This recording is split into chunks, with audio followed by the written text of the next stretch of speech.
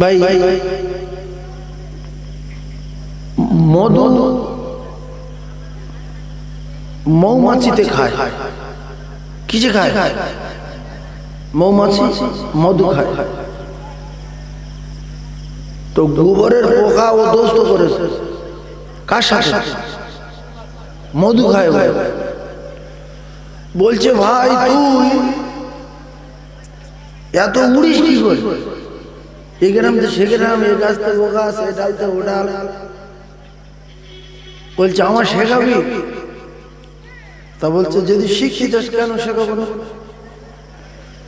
বলে ও এখন দাওয়াত দেয়। কার দাওয়াত দেবো? গোবর পোকা। শিখেলেন কাজ হবে, চার দোকান দোকান বলবেন, গিবত না করে এইসব বলবেন, নেকি হবে।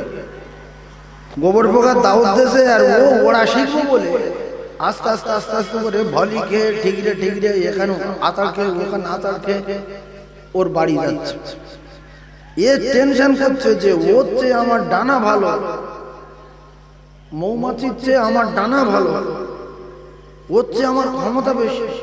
আমার যদি কোটোর ডালা চাপা দেয় আমি ঠেলে চলে যাই, আর মৌমাছি যদি ডালা চাপা দেয় চুপ শুয়ে থাকে। কথা ঠিক না বলবো? এই আমরা যখন ছোটবেলায় যখন ওই ও হর্ষসব পড়তাম, তো তখন ওই লম্পটের আলো মাঝে মাঝে গোবরের পোকা আসতো, আর কোটোর ডালা টালা খুঁজলে চাপা দিত, আন্দাজ ঠেলে যাচ্ছে। আর সব দেয় কোটোর ডালা আন্দাজ যাচ্ছে, তুলে দেয় ওর ভিতর গোবর পোকা ফেলে যায়। ঠিক বলবো? তো ও এখন এত শক্তিশালী, খুব টেনশনে পড়ে গেছে যে আমার ডানা ভালো, আমার বডি ভালো, হচ্ছে শক্তি বেশি, কিন্তু ওর মতো উঠতে পারি না কেন? খুব টেনশন আছে। ভলিকে ভলিকে ভলিকে ভলিকে ওর বাড়ি গেছে। যাওয়ার পরে ওর বাড়িতে যে যায় নাস্তা দিতে হবে, মেহমান তো যে যা খায় তাই নাস্তা দেবে। ও এখন মধু দিয়েছে, বিভিন্ন ফুল থেকে মধু নিয়ে বলছে ভাই খাও, তারপর পরে কিভাবে উড়বে, কিভাবে ডানা খেলাতে হবে, কিভাবে যেতে হবে শেখাবো। তা বাড়িওয়ালা তরকারি রান্না করে মেহমানের যখন দেয়, মেহমান ভালো করলে বাড়িওয়ালা খুশি, আর যদি বলে এই তরকারির যা নুন বেশি হয়ে গেছে, ভাত ছুঁয়ে গেছে, এর মাথা গরম, গিন্নির মাথা গরম, যে পুরো শেষ হয়ে গেছে। তো মৌমাছি এর মধু দিয়ে বলছে ভাই কিরম লাগছে বলে? তো বলছি ভাই কি বলবো, গোবর গোবর গ্যাস লাগে। ও জীবনে যা শুনতে তাই অবাক হয়ে গেছে, মধু গোবর গোবর গ্যাস প্রথম শুনছি রে। আর মৌমাছি আল্লাহু আকবার যখন বিভিন্ন ফুল থেকে মধু নিয়ে আসে, আসার সময় বা যাওয়ার সময় কোনো জায়গায় যদি নোংরা জায়গায় বসে, গুইতে বসে, গরু মোরা, কুকুর মোরা, মাদর মোরা, ইঁদুর মোরা, মাছি বসতে পারে। এই চেক করার জন্য মৌমাছির চাকে দুটো দারোয়ান থাকে, চেক করে মধু ঢোকায়। কেন? মধু ৯৯টা রোগের শেফা। চেক করে মধু ঢোকায়। যদি নোংরা জায়গায় বসে মধু নিয়ে আসে, সঙ্গে সঙ্গে কামড়ে মেরে ফেলে তোর আর বাঁচাবো না। এই জন্য চাকের নিচে দেখবেন অনেক মৌমাছি মরা পড়ে থাকে, এগুলো খেয়াল করবে।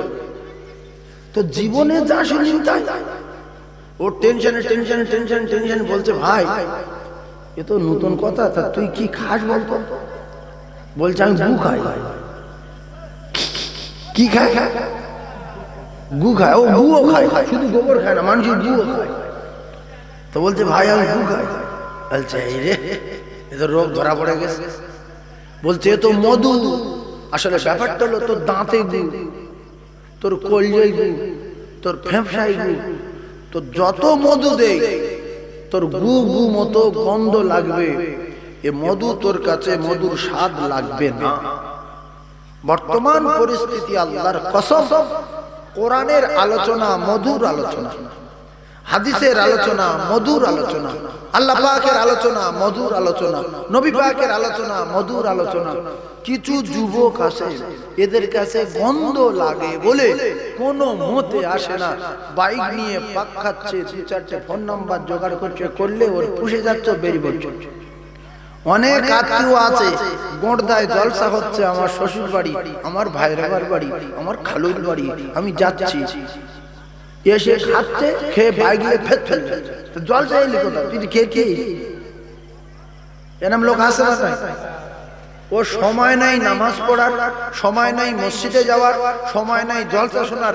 এ কথা আবার আত্মীয়র বাড়ি এসে বলছে গো যে এসছি শকর কর, আমি টাইম পাই না, দুটো ভাত দে খেয়ে চলে যায়, 2 পিস গোশ দে ডিম লিয়ে আয়, বলে খেয়ে ভোঁ করে বেরিয়ে গেল। এরম লোক আসে না?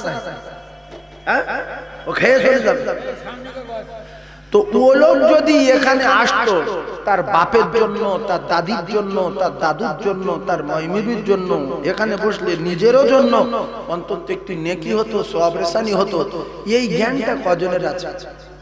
ফালতু এসে আত্মীয়র বাড়ি খেয়ে চলে গেল, আবার গল্প দিচ্ছে আমি সময় পাই না। মসজিদে যাস না? মসজিদে সময় কই আমার? আমি মসজিদে যাই না তো জলসা শুনবো কোথাও? তুই তো আমি জানি 24 ঘন্টার দোকানদার ব্যবসা করে। এই জন্য আল্লাহ পাক কিছু কমিয়ে দেন, সব মানুষ রাখবেন।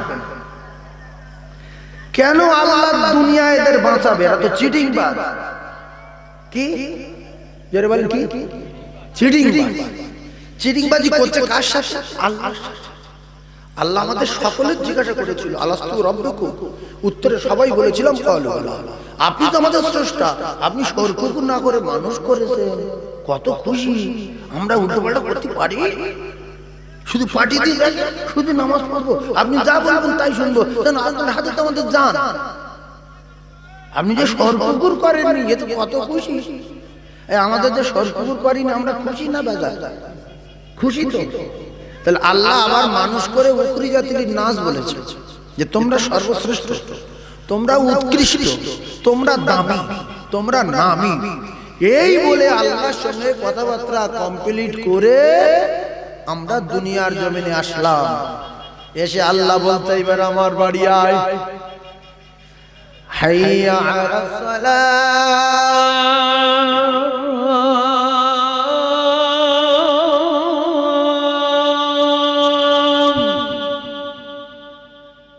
কত সহজ না?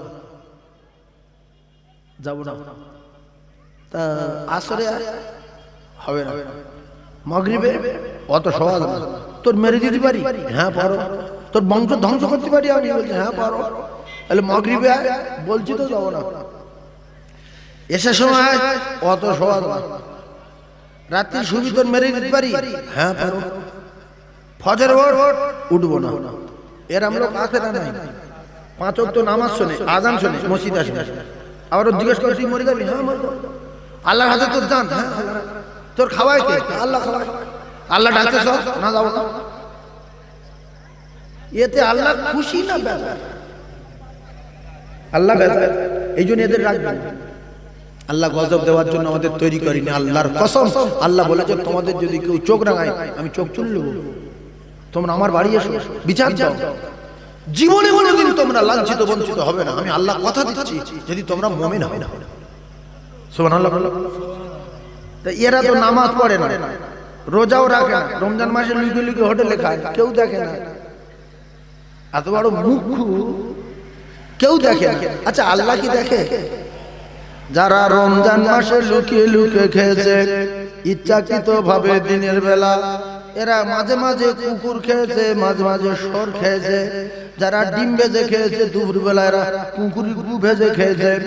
আর যারা দিনের বেলা ইচ্ছাকৃত ভাবে গোশ কষিয়ে খেয়েছে, এরা সহ্য